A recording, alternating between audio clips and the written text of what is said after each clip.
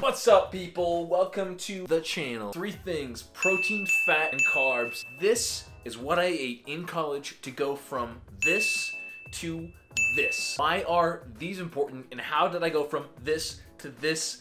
That's what I'm covering in today's video. Let's jump in. If you like what you see, consider subscribing to the channel. I try to pump out content every week, each Thursday. Also, if you're watching this and you'd like to hear me cover anything, any topic at all, let me know down in the comments below. Also, if you want to talk or anything, or just catch up on my day-to-day, hit me up on Instagram. All right, so we're talking about this period of time, right? This period of time where I went from looking like this to looking like this. Process that got me from here to here, and how you can possibly emulate it for yourself. Now, I'm not saying that this is gonna be the right way for every single person. I'm just gonna tell you how I did it. And if you've watched my full story where I go through kind of my eating disorder story as a whole, this happened in college, and if you watch that, you know that this period of time is really going from this to this. That is what really pulled me out of my eating disorder. It's what empowered me to know what true health actually looks like, and it also has empowered me to step outside, further outside of an eating disorder than I've ever been in my entire life. Going from here to here made me stronger, made me more confident,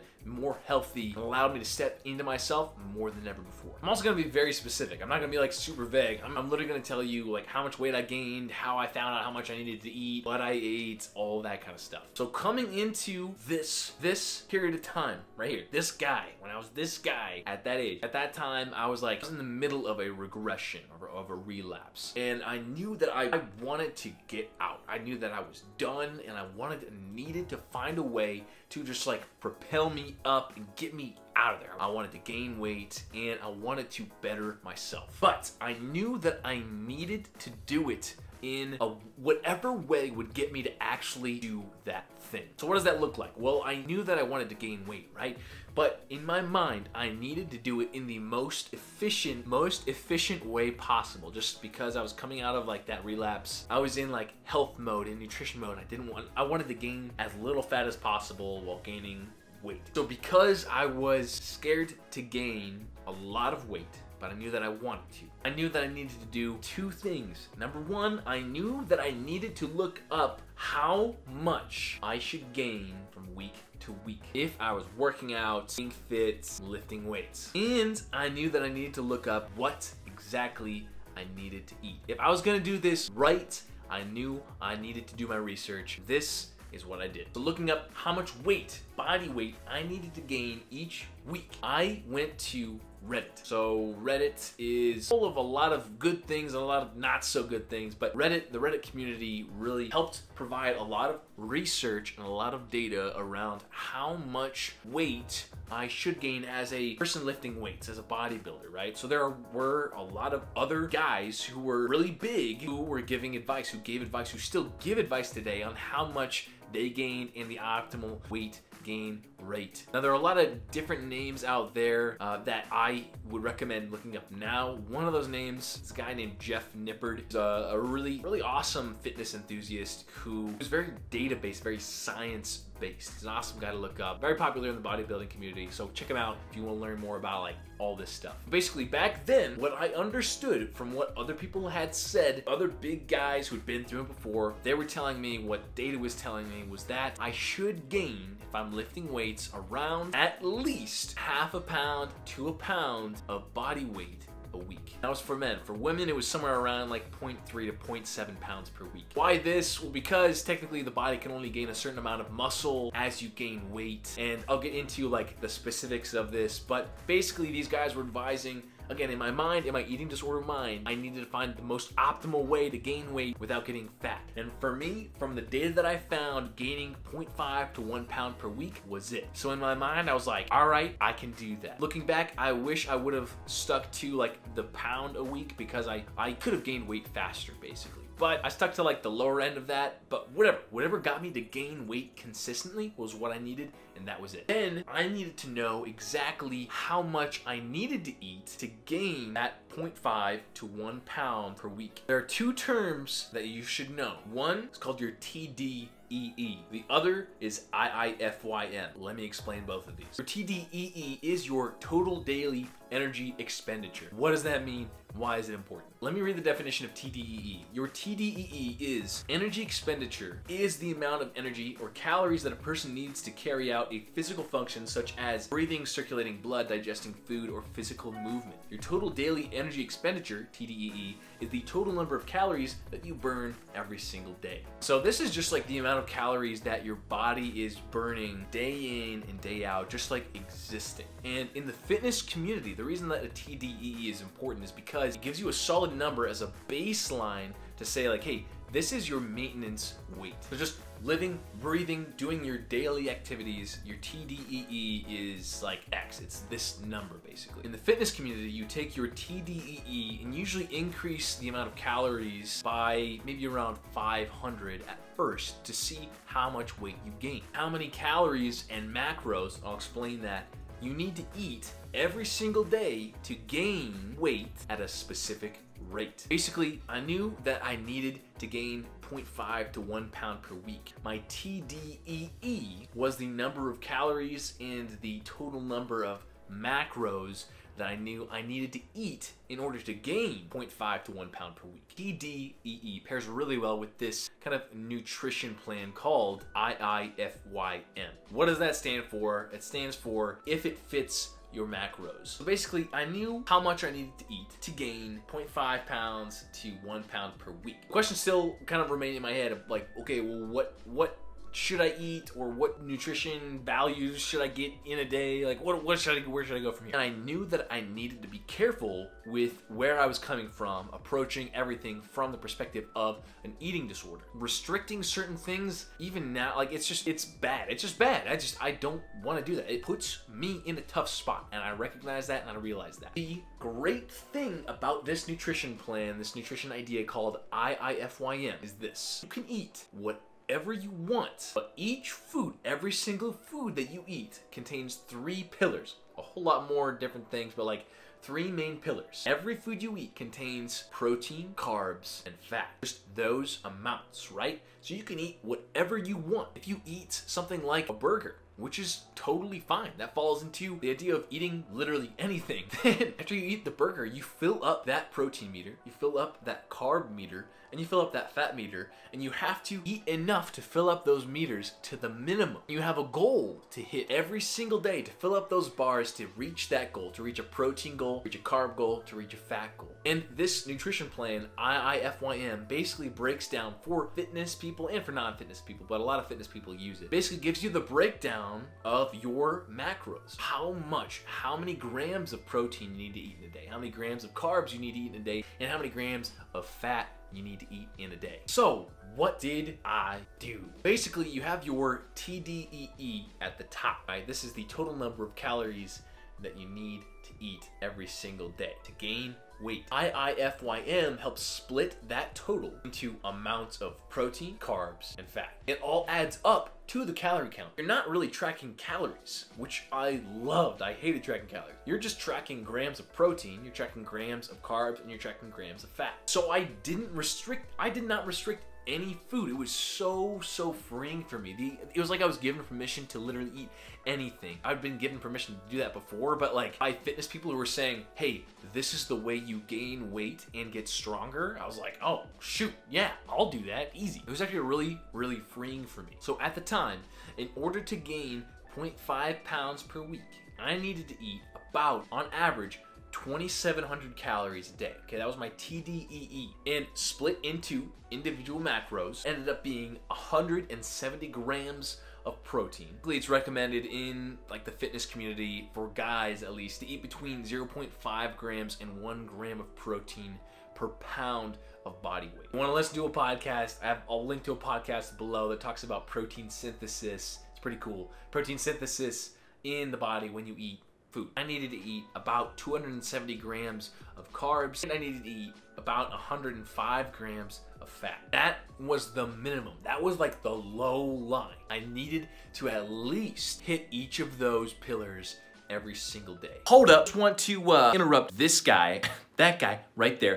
Me as a matter of fact, just want to go over, I just wanted to talk through a couple things here. There are a couple things that I wanted to switch around in the video, and it's literally Friday, the day that this video is going out, and so I wanted to put this in real quick. Number one, this method of tracking and of tracking your macros and tracking your food is not going to be for everybody, okay? Again, want to point out that I had already been through an eating disorder, right? Couple years back at this point in time. This was tracking my macros was in fact what actually got me out of the hole. So for a number of years, I had recovered, right? And gotten to a maintenance weight and stuck at that for a long period of time. I'd stuck there for so long, and working out while tracking was exactly what I needed to get me out of that hole, right? I personally, I needed to know for a fact that what I was going to do was going to be slow and steady and data and science based, what other people were also doing, and this is exactly what I found. And so yes, it does involve tracking, and if you don't want to track food at all, then this might not be for you. But I found that mentally, this helped me transition from tracking into intuitive eating, right? So intuitive eating just didn't happen overnight, but this is exactly the midpoint that got me to that spot that allowed me to figure out what intuitive eating was. Basically, as I continued to track my macros, I figured out what my body needed to gain weight consistently because I saw it and I was in it every single day. And then from there, I just kept on doing it without actually tracking the food and still tracking my weight. Basically, there are a number of calculators out there that will allow you to kind of track your macros for you, but the easiest one is actually MyFitnessPal. Okay, MyFitnessPal is an app that you can download that allows you to do a number of things. I'm gonna put screenshots up of the process, but basically, all you have to do is put in your current weight, put in your goal weight, and put in how much weight you want to gain every single week, and it breaks down your macros for you. Literally as easy as that. From there, all you need to do is track your food every single day, put it into the app, and it'll break down all your macros. Now, I also want to say there are a couple things that I edit when I put my info into MyFitnessPal. MyFitnessPal breaks down certain percentages of the ratios of macros, so how much fat, protein, and carbs you need to eat. I change those around to match the protein equaling 1 gram per pound of body weight, all right? So I'm gonna put up, again, a screenshot of exactly what I do for my ratios for MyFitnessPal. It's literally as easy as that. Literally, all you gotta do is put in that information into MyFitnessPal. It'll break it all down for you. Super simple. Again, this is not for everybody. Tracking is not gonna be for everybody, but this is really what allowed me to gain a lot of weight over a short period of time. All right, let's get back to the video. Let's get back to it. So I knew how much weight I was going to gain. I knew what exactly I needed to eat to do that. But there's one more element that was essential for making sure that I kept on track. I learned this from people on Reddit and actually worked really well for me. Basically, your weight fluctuates every single day. In order to keep on track, gaining weight, I still weighed myself every day, actually. I weigh myself every single day, and I would just write it down in the notes app on my iPhone. At the end of the week, on Sunday, I would take the average from my week. That was my number, okay? Week to week, what I'd do is I'd compare averages. And if I was gaining because again, your weight fluctuates every single day, and so you can't just rely on one reading for one weight measurement out of a single day of the week. You need to weigh yourself at the same time every day. For me, it was in the morning, and you need to take the average at the end of every week. Compare the averages week to week to make sure that you're hitting at least 0.5 pounds per week. You're good to go. One thing that's super essential when you're lifting weights to build muscle is to make sure you're absolutely hitting that minimum protein count. It's huge for muscle synthesis, and the other macros like fat and carbs do different things in the body. Like carbs give your body fuel, fats helps regulate hormones. They all work together to ensure that you're feeling like on top of your game. And you know what? It took time. Like it took time. And I wish that I would have gained more than 0.5 pounds a week, but that was what I needed to, that minimum. I knew that that's what other successful fitness people in the industry were doing, and I knew that it was working for them, and because I knew it worked for them, I was going to emulate their success. And so that's what I did, and it helped me just kickstart getting into fitness. It helped me kickstart understanding what my body actually needed to eat. Here's the beautiful thing: by weighing yourself every single week, by taking the average every single week, you get an understanding for how much your body needs to gain weight, right? So the great thing is that you can adjust. So like if you need to gain more, if you feel like, you know what, I'm only gaining 0.3 pounds per week, I need to gain more, then you add some protein, or you add some carbs, or you add some fat, and you keep on track, you keep on weighing week to week to week, and you just like adjust as you go. And it took time, but you know what? I kept to it. And since I kept to it and I was consistent with it, it really helped bring me out of the eating disorder hole, like completely. And it really helped me step into fitness, the fitness industry as a whole. It helped me gain weight at a healthy rate in a way that I felt like was building muscle really efficiently and effectively at the same time. So basically, I know there's probably a lot of info here.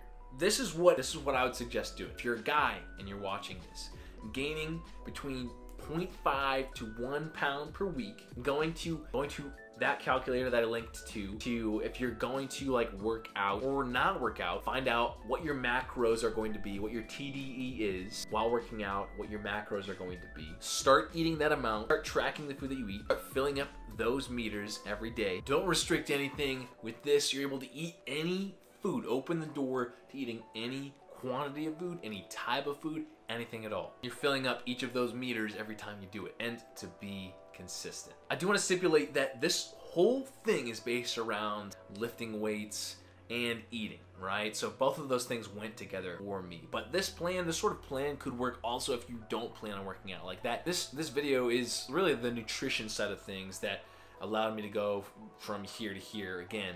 And there's also the fitness side, and so I'm gonna make another video probably over the next couple weeks that's gonna talk about what exactly my fitness plan was. And again, I didn't do anything crazy. I feel like I made some pretty good progress, and I learned a lot during that period of time. So I'm gonna talk about also fitness plan that I followed to go from here to here, and all the steps in between. So keep an eye out for that fitness video. And also, I hope you really enjoyed all the info today. I know it was a lot. I'm gonna summarize everything in the description below. Let me know if you have any questions on literally any of this. I'm here to help. I'm here to answer questions. Y'all are amazing. Love each and every single one of you. Hey, I hope you have a great week. Whenever you're watching this, I hope you're just having a good time with wherever you're at. If it's sunny, if it's rainy, snowy, hopefully it's not snowy. Certainly sunny and hot here in California. Either way, I hope you have a great time with wherever you're at, and I hope you're living life to the fullest. I'll see you next time.